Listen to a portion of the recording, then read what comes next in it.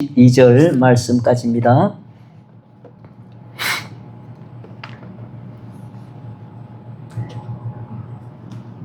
지난주에는 5장 3절을 했는데 오늘은 5장 1절에서 12절 말씀까지를 다 읽도록 하겠습니다.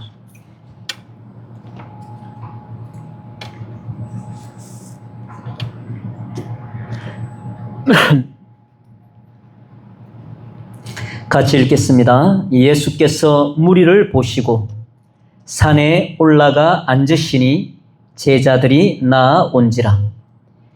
입을 열어 가르쳐 이르시되 심령이 가난한 자는 복이 있나니 천국이 그들의 것이며 애통하는 자는 복이 있나니 그들이 위로를 받을 것이며 온유한 자는 복이 있나니 그들이 땅을 기업으로 받을 것이며 의에 줄이고 목마른 자는 복이 있나니 그들이 배부를 것이며 긍휼히 여기는 자는 복이 있나니 그들이 긍휼히 여김을 받을 것이요 마음이 청결한 자는 복이 있나니 그들이 하나님을 볼 것이며 화평하게 하는 자는 복이 있나니 그들이 하나님의 아들이라 일컬음을 받을 것이며 의를 위하여 박해를 받은 자는 복이 있나니 천국이 그들의 것임이라.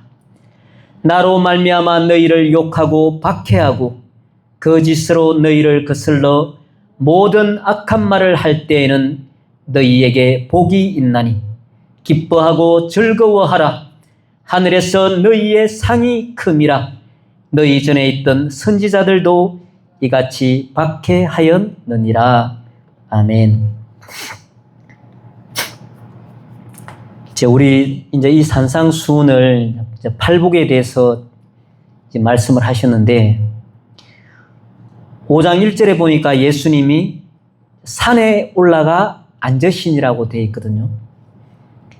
자, 모세는 신의 산에서 하나님으로부터 계명을 받았잖아요.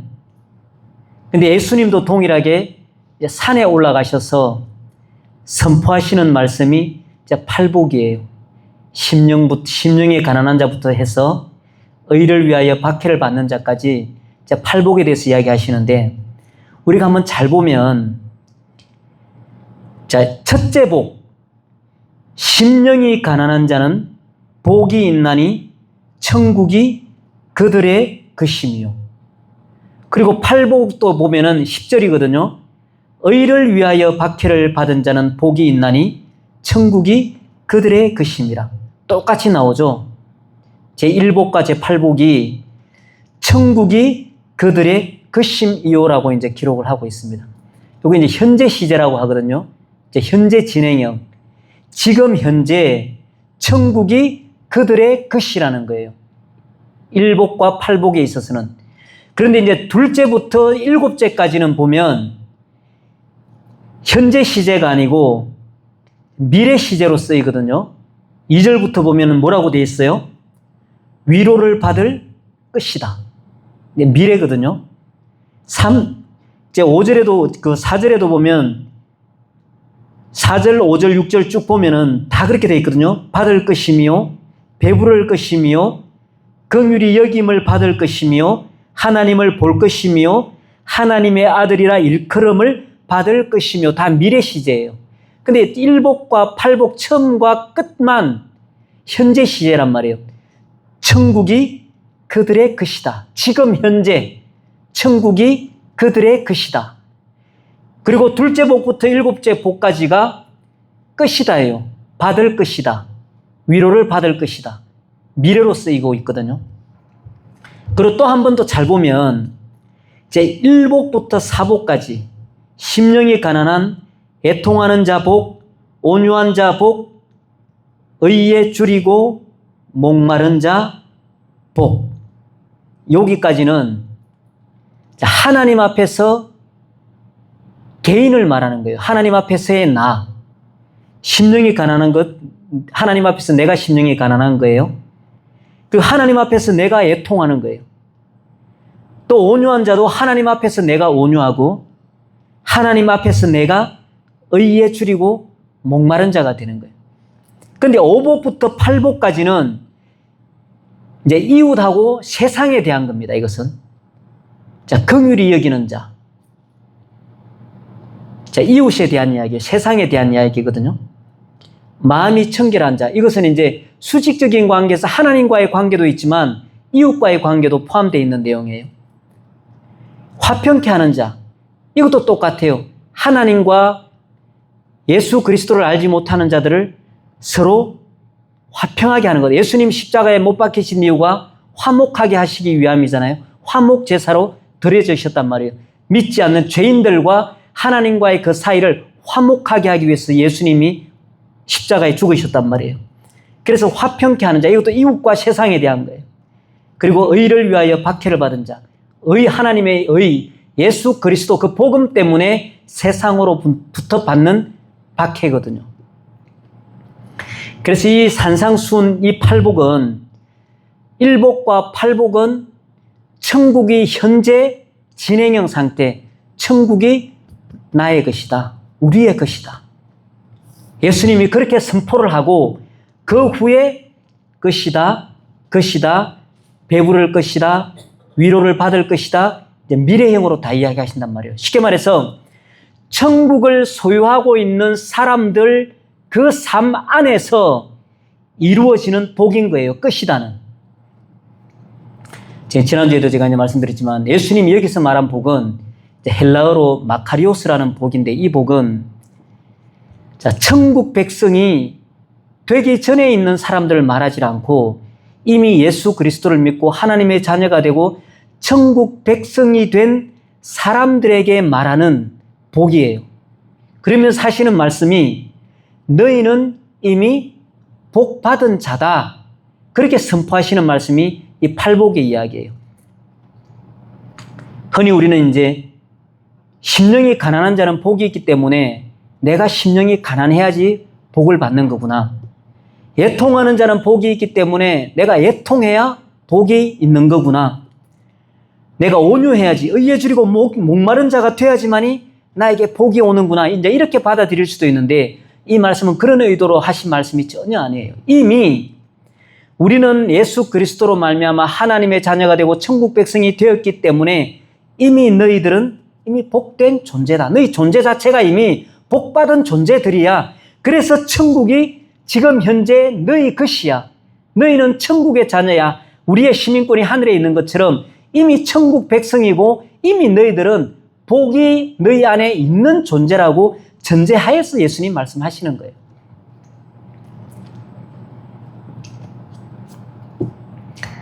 제가 이제 예를 하나 들어볼 텐데, 이제 좀 억지 짜맞추기 예일처럼 들릴 수도 있어요.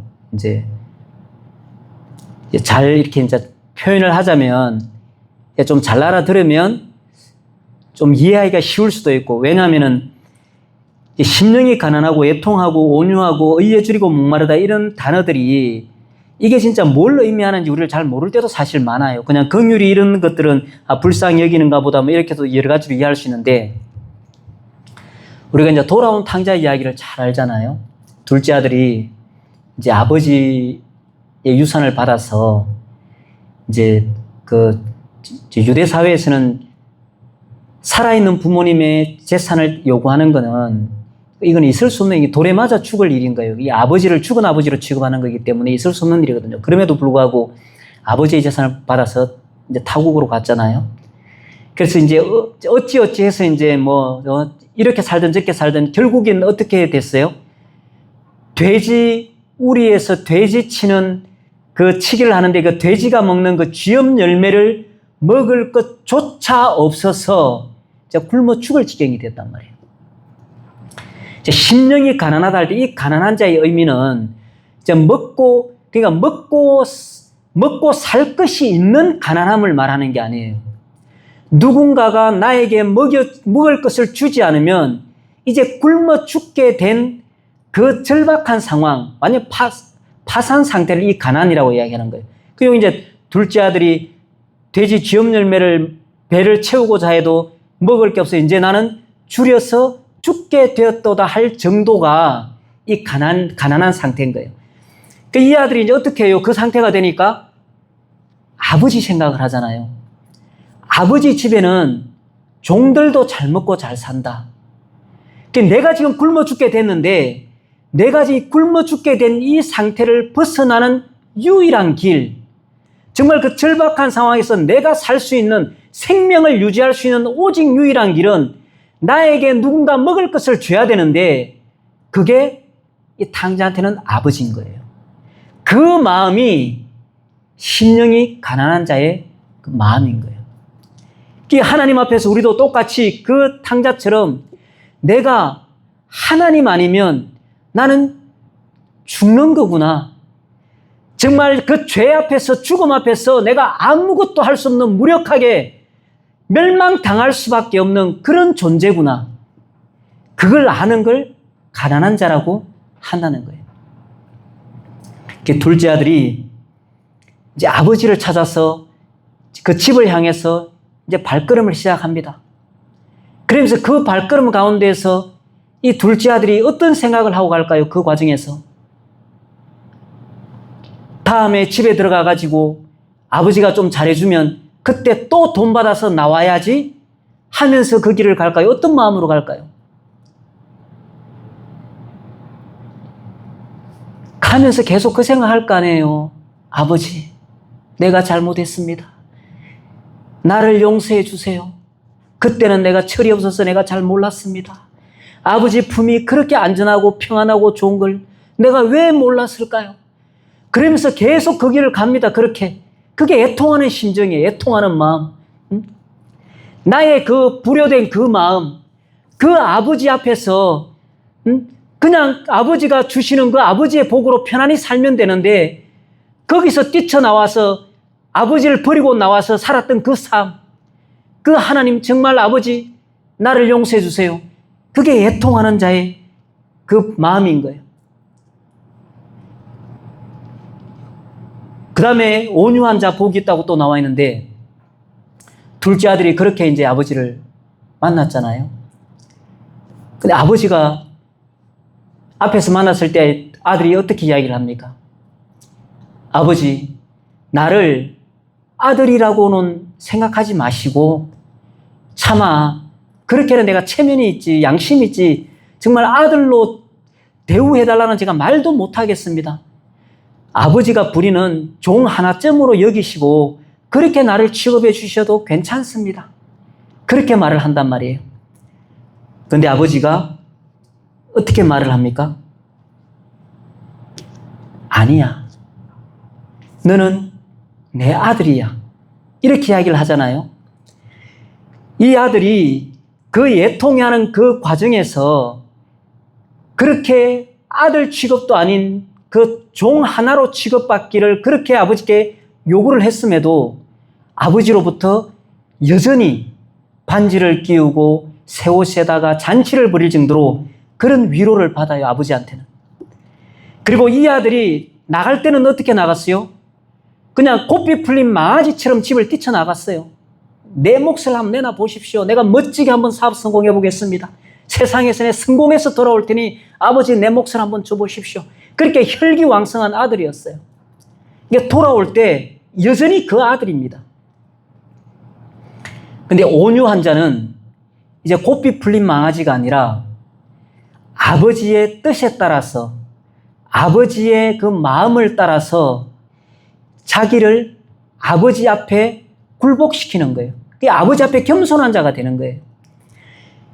옛날이면 자기 아들이니까 자기 마음대로 하고 그렇게 마음대로 자기 몫을 내놔라 해서 챙겨가지고 그냥 고삐 풀린 망아지는 그렇게 뛰쳐나갔는데 이제는 온유한 자는, 겸손한 자, 아버지 다스림 안에, 아버지의 그 통솔 아래, 통치권 안에서 살아가는 그 삶, 자기 마음대로 살지 않는, 그게 온유한 자인 거예요. 땅을 기업으로 받는다. 그렇게 살면 아버지가 뭘 줘요?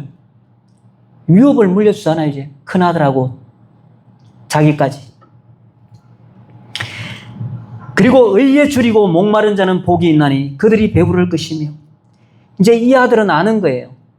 아, 내가 이제 아버지한테 왔고 내가 이제 아버지의 뜻을 따라서 아버지의 그 통치권 아래서 내가 이렇게 살면은 되는구나. 그러면서 나는 아버지만 있으면 되는구나. 아버지가 없으면 나는 또 옛날 꼴 나는 거구나. 아버지가 최고구나. 그래서 아버지만을 찾는 걸 의에 줄이고 목마른 자인 거예요.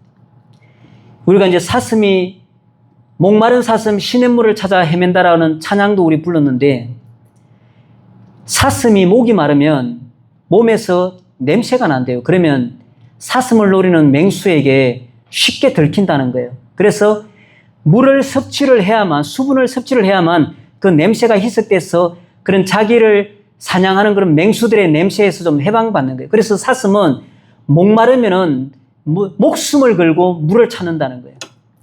의에 줄이고 목마르다는 것은 아버지를 그렇게 찾는다는 거예요. 나는 아버지가 없으면 안 돼. 나는 아버지가 없으면 옛날처럼 또 굶어 죽는 그런 사람이 또 될 거야. 나한테는 아버지밖에 없어. 그렇게 의에 줄이고 목마르다는 것은 그렇게 아버지만을 찾는다는 걸 말하는 거예요. 이제 이 둘째 아들은 해결이 다 됐거든요. 자기 문제는. 우리가 이제 하나님 앞에서 자기 자신의 문제가 오늘 둘째 아들의 이야기처럼 이렇게 해결이 다 되고 나면 이제 그 예수님이 말하는 마카리오스의 복은 이웃을 향하게 되고 이제 세상을 향하게 된다는 거예요.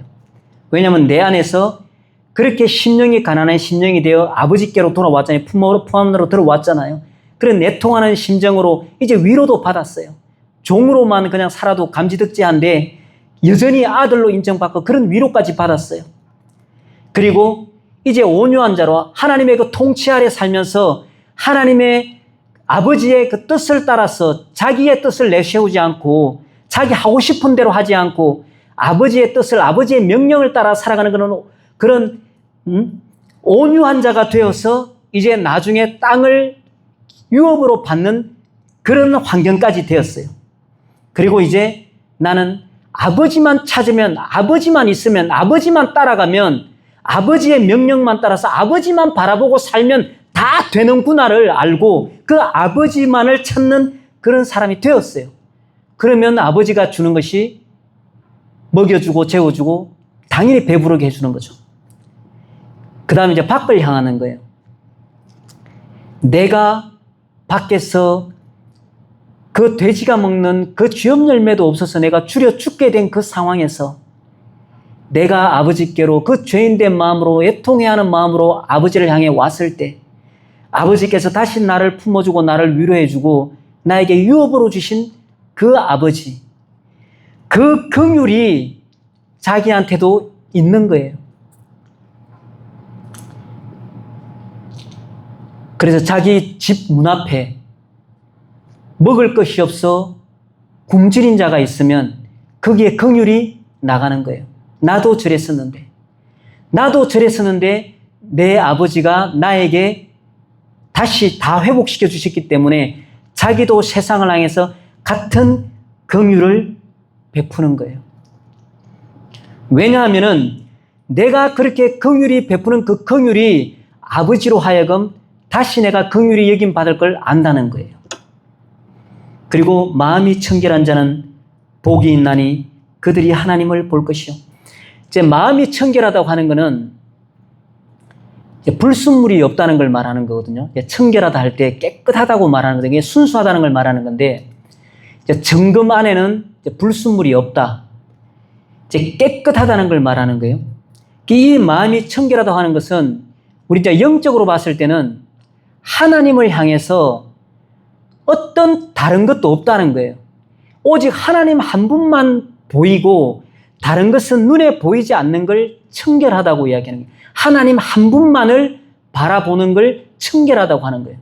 근데 우리 유대인들은 어떻게 했어요? 옛날에 하나님을 우리는 잘 섬깁니다. 안식일도 지키고 다 잘합니다, 우리는. 그러면서도 가서 우상을 섬겼어요. 그 성전 안에다 우상을 세워놓고 거기다가 또 절한단 말이에요. 그 심지어 우상의 제물을 드리고 우상의 제사를 다 드리고 또 성전에 와서 하나님께 또 제사를 지내요. 이거는 이제 청결하지 않다는 거예요. 하나님만을 바라보는 일편단심 그 마음을 청결한 마음이라고 한다는 거예요. 이 청결한 마음은 이웃에 대해서 세상에 대해서도 똑같이 그렇게 적용이 된다는 거예요. 그러면 세상에서 우리가 사람을 볼 때에, 사람을 상대할 때에 그 이물질이 있다는 것은 사람을 만날 때 다른 마음이 있다는 거예요. 다른 목적. 야, 내가 저 사람을 친구로 사귀면, 내가 저 사람과 친하게 지내면, 내가 저 사람과 인맥을 쌓으면 나중에 내 미래가 좀 더 누구를 소개시켜줘서 잘 될지도 몰라. 저 사람을 나의 친구로 삼으면은 나한테 좋은 아이디어를 줘서 내가 좋은 사업에 어떤 그런 물꼬가 트일지도 몰라. 내가 저 큰 부자를 잘 사귀어서 저 사람을 잘 만나면 나한테 많은 도움을 줄 수도 있을지 몰라. 자, 이런 것들이 이물질이 낀 깨끗하지 못한, 청결하지 못한 마음이라. 그러니까 우리가 이웃에 있어서, 세상에 있어서도 마음이 청결하지 못하다는 것은 어떤 다른 목적이 거기에 들어가 있다는 거예요. 그 만남의 목적, 그 만남 자체가 순수하지 못하고 하나님 앞에서 사랑과의 그 자체로서의 만남이 아니라 다른 어떤 이유가 들어가 있는 그 만남을 청결하지 못한 마음이라고 한다는 거예요. 그런 하나님만을 바라보는 그런 깨끗한 마음, 다른 것을 바라보지 않고 오직 하나님만을 바라보는 그 청결한 마음은 결국 하나님을 보게 된다는 겁니다. 화평하게 하는 자는 복이 있다. 우리 이제 둘째 아들 같은 경우에도 이제 아버지가 이제 자기를 위해서 잔치 벌리고 송아지 잡고 다 하니까 큰 아들이 이제 열받았잖아요. 나는 아버지 거 달라고 한 적이 있나요? 내가 친구들을 하고 뭘 한다고 해서 내가 뭘 해달라고 한 적이 있나요? 그런데 저런 놈은 아버지가 왔는데 그 좋은 옷에 가락지에다가 소까지 잡아가지고 이건 말이나 됩니까? 야, 마음이 삐졌단 말이에요. 야, 아버지하고 마음이 틀어졌어요. 이제 그 큰 아들은. 근데 화평하게 하는 자는 복이 있다. 이 둘째 아들이 해야 될 일이 뭐예요? 이제 이 형님을 아버지와 다시 화해하는 거죠. 형님, 얼마나 내가 불쌍하면 아버지가 저렇게 하셨겠어요? 응? 형님은 그래도 효자라서 집 나가지도 않고 아버지가 달라 하지도 않고 그런 불효도 안 하고 그렇게 지금까지 충실하게 아버지를 위해서 그렇게 사셨는데 저 같은 놈은 얼마나 아버지 보실 때 부족하고 모자란 놈이면은 저렇게까지 해서 내 마음을 위로해 주려고 저렇게 하시겠습니까? 그게 아버지하고 그 아들을 다시 화평케 하는 거예요. 똑같이 우리도 하나님 앞에서 믿지 않는, 하나님을 알지 못하는 자들이 예수님이 우리에게 하신 것처럼 하나님과 우리를 화평케 하고 화목하게 한 것처럼 우리도 동일하게 밖에 나가서 하나님을 모르고 예수를 모르는 사람들에게 하나님과 화목하게 다시 만드는 거예요. 그 사람들이 하나님의 아들이라 일컬음을 받을 것이다. 역시 넌 내 아들이다. 내 딸이다. 그 다음에 이제 10절에 팔복이 나옵니다. 8번째 복. 의를 위하여 박해를 받은 자는 복이 있나니 천국이 그들의 것입니다. 둘째 아들이 형한테 좋은 소리 들었겠습니까? 당연히 좋은 소리 못 들었겠죠. 네가 어디 낯짝이 있는데 네가 여기를 기들어오냐? 네가 아버지가 송아지 잡아주니까 네가 뭐라도 된 것 같으냐? 응? 나한테는 하나 해준 적 없는데 니깟 놈이 뭐라고 아버지가 니한테 이렇게 해주냐? 박해를 당연히 받았겠죠. 의를 위하여 박해를 받은 자는 복이 있나니 천국이 그들의 것입니다. 근데 10절을 또 잘 읽어보면 앞으로 박해를 받는 자라고 이야기하지 않고 의를 위하여 박해를 받은 자는 복이 있다라고 이렇게 되어 있거든요. 우리 권사님들께서는 예수님 믿는 것 때문에 박해 받아 본 적이 있으시죠? 채찍에 맞는다거나 이것까지는 아니더라도 어쨌든 좋은 소리 못 들어본 것도 있고 등등 그런 것들도 많이 있죠. 자, 예수를 믿고 나면은 이제 누구나 이런 경험을 한다는 거예요. 그게 뭐 작은 박해든 큰 박해든 그걸 다 떠나서 그런 박해들이 있기 때문에 의를 위하여 박해를 받은 자는 복이 있나니 천국이 그들의 것이니라. 그래서 첫째 복과 여덟 번째 복은 천국은 이미 너희들의 것이다. 지금 현재. 그래서 복이 있다. 예수님은 이걸 말씀하시는 거예요. 그러시면서 둘째부터 일곱째 복이 뭐냐면은 너희의 삶, 천국을 누리고 이미 복된 존재인 너희들은 하나님의 백성, 천국의 백성된 너희들은 이렇게 사는 거야 라고 하는 게 2복부터 7복까지인 거예요. 애통하면서 살아야 된다. 온유한 자로 살아야 된다. 의에 줄이고 목마른 자로 살아야 된다. 긍휼히 여기는 자로 살아야 된다. 마음이 청결한 자로 살아야 된다. 화평하게 하는 자로 살아야 된다. 너희들은 복 있는 복받은 자들이야. 너희들은 천국 백성이야. 예수님은 이렇게 말씀하고 있는 겁니다. 11절, 12절 다 같이 읽어보겠습니다. 나로 말미암아 너희를 욕하고 박해하고 거짓으로 너희를 거슬러 모든 악한 말을 할 때에는 너희에게 복이 있나니 기뻐하고 즐거워하라. 하늘에서 너희의 상이 큼이라. 너희 전에 있던 선지자들도 이같이 박해하였느니라. 믿는 자들에게는 크고 작은 박해가 반드시 있다는 거예요. 그게 뭐 꼭 총을 들이대고 칼을 들이대는 박해뿐 아니라 그게 누가 됐든 뭐 말로 하든 뭐 힘으로 하든 어떤 형태로든 그런 박해들이 분명히 있다는 거예요. 근데 예수님이 말씀하시는 말씀이 나로 말미암아, 다른 이유가 아니에요. 예수님 때문에요. 예수 그 이름 때문입니다. 너희를 욕하고 박해하고 거짓으로 너희를 거슬러 모든 악한 말을 할 때에는 너희에게 복이 있다. 그것이 복이라는 거예요. 왜냐? 그것 자체가 너희가 천국 백성임을 증명되는 거라는 거예요.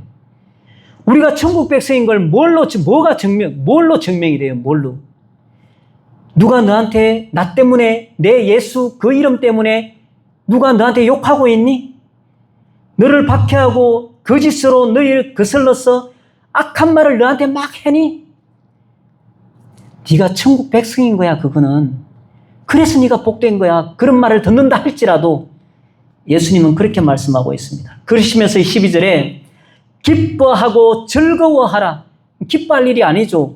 요거도 먹고 있고 지금 박해받고 있고 채찍 맞고 있고 온갖 듣지 말아야 될 욕들을 다 듣고 있는데 어떻게 그게 기쁜 일이고 즐거워할 일입니까? 그런데 예수님은 이야기합니다. 기뻐하고 즐거워하라. 하늘에서 너희의 상이 큼이라. 성경에서 이 상 자체를 명확하게 말씀은 안 하지만 이제 면류관에 대한 이야기가 있잖아요. 의의 면류관이 있고 뭐 영광의 면류관, 면류관의 종류들이 여러 가지가 있는데 뭐 이런 상이 어떤 뭐 차별적인 상인지 아니면 뭐 우리가 천국에 갔을 때 뭐 세상에서는 누가 더 좋은 상을 받으면 시기질투가 나지만 하나님이 주시는 그 상은 우리가 이제 어떤 상인지 구분은 못해요. 어떤 분명히 이제 뭐 의의 면류관, 영광의 면류관, 면류관의 종류도 이제 여러 가지들이 있지만 그 면류관 자체가 어떤 차이인지는 모르지만 그 차이가 주어진다 할지라도 분명히 천국에는 시기 질투는 없다는 거예요. 어쨌든 기뻐하고 즐거워하라. 하늘에서 너희의 상이 큼이라. 이 어떤 상인지 우리는 몰라요. 그게 단순히 머리에 씌워주는 어떤 면류관에 그치는 건지 뭐 어떤 분이 천국 간증하신 분처럼 누구는 뭐 초가집이고 누구는 뭐 궁궐이고 뭐 누구는 1층집 누구는 3층집이고 그런 말씀하는 분도 계시지만 그런 정도 차이의 상인지 어떤 상인지는 몰라요. 분명한 것은 하나님이 주시는 상은 분명히 있고 그 상의 차이도 분명히 있다는 거예요. 그렇지만 그 상의 차이 때문에 시기 질투를 느끼는 이런 상은 아니라는 거예요. 어떤 상이라 하더라도 같이 기뻐해주고 같이 기뻐할 수 있는 그런 상인 것만은 분명하다는 겁니다.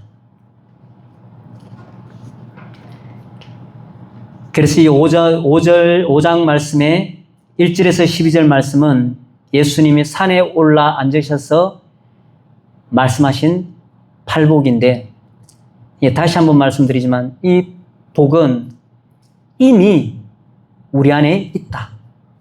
이렇게 해야 복을 주고 천국을 소유하는 것이 아니라 이미 그 복이 우리 안에 있고 이미 소유했기 때문에 너희들은 이제 이런 삶을 살아야 돼.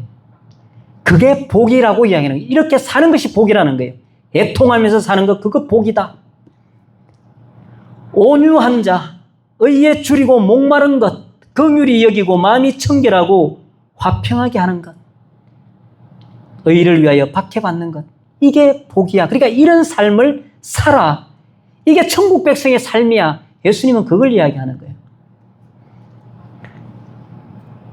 그래서 이 말씀을 보면서 우리는 하나님의 백성들, 하나님의 자녀들은 이렇게 살아야 되는 거구나. 이런 삶을 살아야 되는구나. 이런 삶을 사는 것, 그것 자체가 복이구나. 그걸 우리는 알아야 된다는 거예요. 누가 11절, 12절 누가 11절 말씀을 보면은 이걸 누가 복이라고 누가 이야기를 할 수 있겠어요? 세상에서는 절대 이걸 복이라고 말하지 않아요. 근데 예수님은 말하고 있습니다. 예수님은 이게 복이라는 거예요. 우리에게는 천국 백성만이 누리는 복, 영원한 생명을 소유한 자들의 복, 하나님 나라를 소유한 자들의 복, 하나님의 자녀된 자들의 복이 오늘 팔복이고 11절 말씀이 우리 믿는 자들의 누리고 사는 복이라는 거예요. 세상의 개념과는 완전히 다르잖아요. 세상이 생각하는 복과는 완전히 360도 다릅니다. 세상에서는 절대 받아들이지 못하는 복이에요. 근데 예수님은 이게 복이라고 이야기합니다. 그래서 우리는 하나님께 복 달라고 할 때는 그 복이 세상에 있는 것이 아니라 예수님이 말씀하신 이 말씀이 우리에게 복인 걸 알고 우리는 구할 때 우선적으로 이 복을 먼저 구해야 될 그런 존재라는 겁니다. 그래서 우리가 이제 믿음을 지켜나가는 하나님 앞에 서는 그날까지 진짜 복이 무엇인지 우리가 알고 예수님이 말씀하신 이 진짜 복을 위해서 기도하고 이 진짜 복이 우리 삶에서 나타나고 누려지는 그런 삶이 되게 해달라고 제일 먼저 우리는 기도해야 되는 겁니다. 왜냐? 이게 진짜 복이기 때문에 그렇습니다. 이제 그런 삶이, 그런 믿음이, 그런 인생이 되기를 우리 예수님의 이름으로 축복합니다.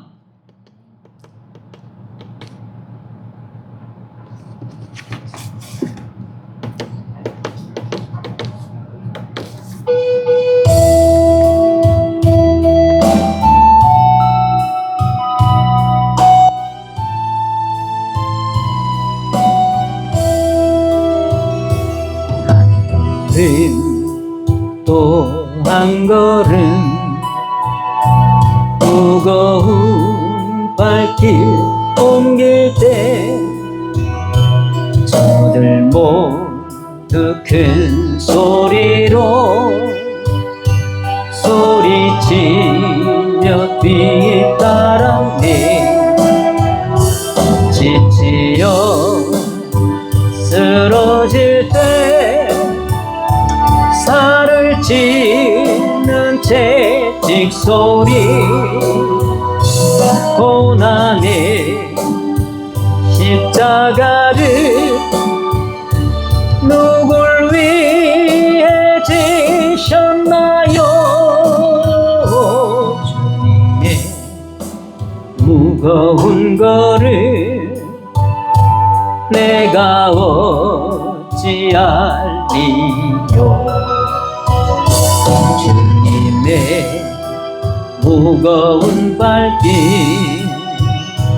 내가 어찌 알리요. 한마디 또 한마디 용서의 기도 드릴 때 저들 모두 조롱하며 십자가에 못 박았네.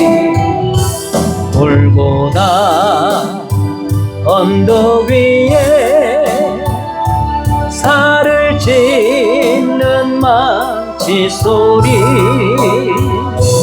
쓰리고 아픈 고통 누굴 위해 참았나요.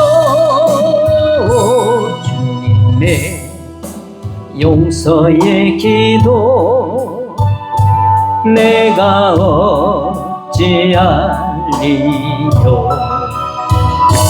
주님의 용서의 눈물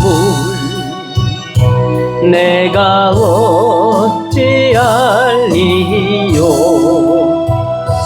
한 방울 또 한 방울 뜨거운 눈물 흘릴 때 저들 모두 큰 소리로 일용하며 비웃었네. 옆구리 창에 찔려 흘러내린 저 붉은 피 죽음의 골고다를